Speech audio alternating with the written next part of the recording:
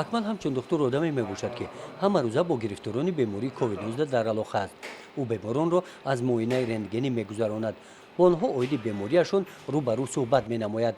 тибқи иттилоъ акмал дар як рӯз то 200 нафарро аз дастгоҳи рентгенӣ гузаронида ҳама рӯза то 30 ва зиёда аз он нафарони гирифтори бемории covid-19-ро муайян намуда ба қайд мегирад. аз рӯзҳои аввал то ҳозир духтурон ташхисои рентгенӣ иброҳимов акмалҷон ва ҳамшираи рентгенӣ бобоҷони сафаралӣ ва дигар кормандони маркази мо саъю кӯшиш ба харҷ дода истоданд ки дар сари вақт дарёфт намудан ва ба табобат фаро гирифтани беморони covid-19 хизмати худро расонанд. дар мо душворӣ ҳамин аст ки таҷҳизот якта аст ва духтурони ташхиси рентгенӣ ҳам як нафар ҳастанд ва дар давоми 3 моҳ онҳо бе ягон ивазкунӣ кор карданд. то ҳозир рости гап нисбати ҳама гуфта намешавад, лекин баъзе одамон омада бо як дағалӣ бенавбат мехоҳанд ки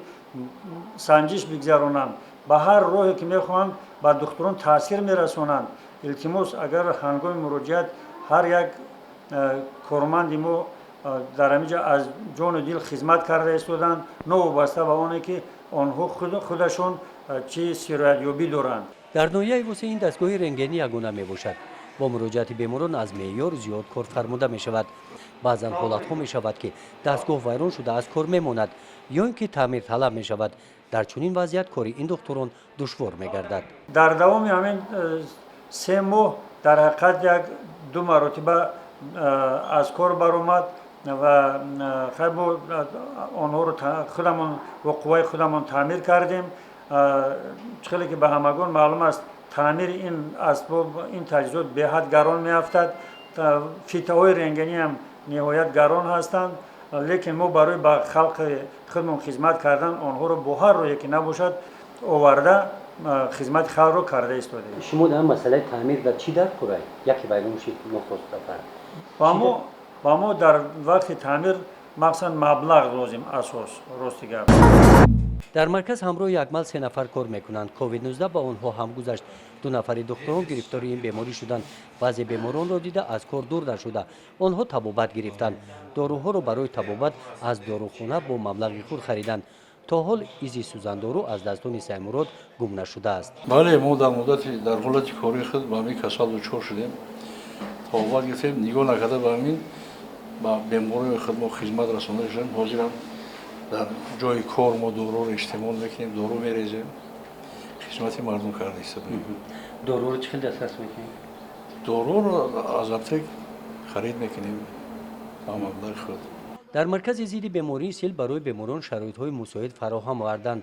беморони covid-19 ба таври ройгон муоинаи рентгенӣ карда мешаванд. ташхис барои ин беморон ройгон аст.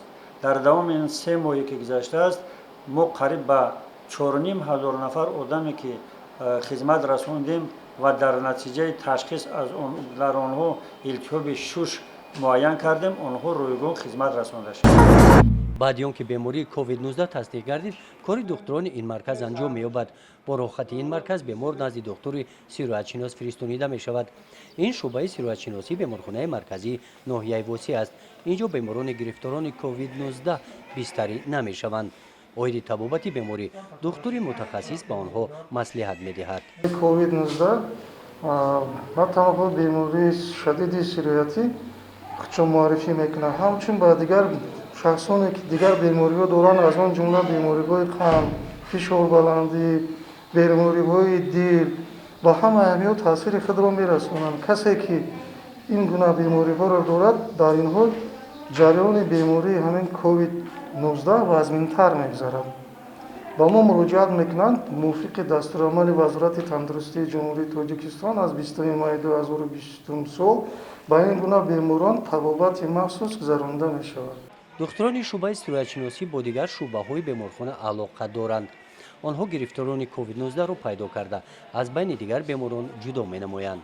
мувофиқи фармонаи вазорати тандурустӣ, шахсоне ки ба бемории covid-19 гирифтор шуданд, барои онҳо беморхонаи минтақавии рақами 5 дар ноҳияи Восел фаъолият дорад ки дар он ҷо бемориҳои вазин бистарӣ гаронида аз он ҷумла табобат карда мешавад. ҳамроҳ дигар бемориҳо қатъӣ нест. дигар бемориҳо қатъи мумкин нест, чунки бемории сироятае борои ҳавои паҳн мешаванд, бораи ҳамин бояд ҷудо кунад. вақте ки шӯъбаи дилу асаб, шӯъбаи ҳамрози даруна беморро бистарӣ мешаванд, гумонбар шавад ки ҳароратбаландӣ дорад, нафастангӣ дорад, беҳолу бемадорӣ дар қатори дигар беморҳо дар ин бемориам дида мешавад, ҳатман ба мо муроҷиат мекунанд. мо рафта онҳоро ташхис мекунем ва баъд аз дидани ҳарорат, мисол пулс, вақте ки подозрение мекунем, гумонбар мекунем, якчанд намуди таҳлилҳо мегзаронанд. таҳлили умумии хунро мебинанд, лахташавии хун ва таҳлили рентгенӣ, ташхиси рентгенро равон мекунем. баъд аз хулосаи рентгенӣ мо бинем ки гумонбари ҳамин беморӣ аст, ҳамун соат, ҳамун дақиқа беморро аз беморхона ҷудо карда ба беморхонаи рақами 5 равона карда бистарӣ мекунанд. боқимонда табобату ташхисро дар он ҷо гузаронда алоҳида табобат мекунанд. дар ҳамаи шӯъбаҳои беморхона барои пешгирии COVID-19 тадбирҳои профилактикӣ мегузаронанд. ин шӯъбаи бемориҳои амрози даруна мебошад. ин ҷо беморони қанд, гурда, ҷигар, дил ба табобат фаро гирифта шуданд. инҳо он бемороне мебошанд ки дар ҳолати сироятёбӣ қарор доранд. дар даромадгоҳи ҳамин беморхона якта медсестра қатъиан пистолет чиштагиай, якта санитарка ҳамаша ба қайд мегиранд, таспшона чен мекунанд ки агар тасп дошта бошад даромаданӣ намемонад дар шӯъба. ҳамира барои ҳамиам дар моҳ ягон ҳодисаи COVID-19 дар шӯъба ба қайд гирифта нашед. аз чӣ сабаб? аз сабаби он ки ҳамин пешгирии ҳамин касалиро нағз ташкил карда шудааст. барои муолиҷаи нафарони гирифтори бемории COVID-19 дар ноҳияи восеъ духтурхонаи алоҳидагӣ ҷудо карда шудааст ки аз ин беморхона дар масофаи дур воқеъ мебошад. лекин бисёр беморон дар беморхона не хоҳиши дар хона табобат карданро доранд. ҳозир дар беморхона ягон бистарӣ надорем. дар ҳамааш дар шароити хона табобат ёфта истоданд. дар ҳамаи марказҳои саломатӣ, бунгоҳои тиббӣ, ҳамширои тиббӣ ба шаҳрвандоне ки бемор шуданд хизмат расонда истоданд. ҳозир ҳамо беморое ки мо дарёфт мекунем, ҳамо нишонаҳо барои беморхонаро хоб кардан надоранд. барои ки ҳамаш сабуканд, дар шароити хона мешавад ки ҳаморо табобат кард. бемории COVID-19 табобаташ ройгон нест. беморон доруҳоро аз дорухонаҳо бо маблағи худашон дастрас менамоянд. доруҳошонане ки чӣ мехаранд? барои ки тари ҳозир шароит надорем. маркази зидди бемориҳои сил шумораи муроҷиаткунандагон тобистон ҳам кам нашудааст. табибони марказ мекӯшанд ки хизматрасонии тиббиро аз рӯи имконияти доштаи беморхонаҳо амалӣ созанд. дар марказ мо қариб ки ба ҳамин чиз тайёр будем, барои ки мо медонистем ки имрӯз не пага ҳамин чиз меояд. лекин як чиз буд ки мо форма надоштем, ҳамин чиз мо набуд.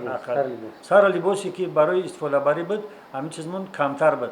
лекин ба ҳар ҳол мо ба раҳмат мегӯем ба баъзе бачаҳои ватандӯсту халқдӯст ки ба мо муроҷиат кардем, ростига ба мо ёрдам карданд. гарчанде агар ҳисоби соҳаи тандурустӣ ҳам ёрдам карда бошанд, лекин хизмати ҳам бачаҳо беҳад бузургае ки мо дар чизҳои либосҳои якчанд каратаро оварда ба мо дастрас карданд. як ҳафта баъд боз назди якмал баргаштем. мисли рӯзҳои пеш имрӯз ҳам кори ӯ бисёр буд. дар ин рӯз 33 нафар гирифторони COVID-19-ро муайян кард.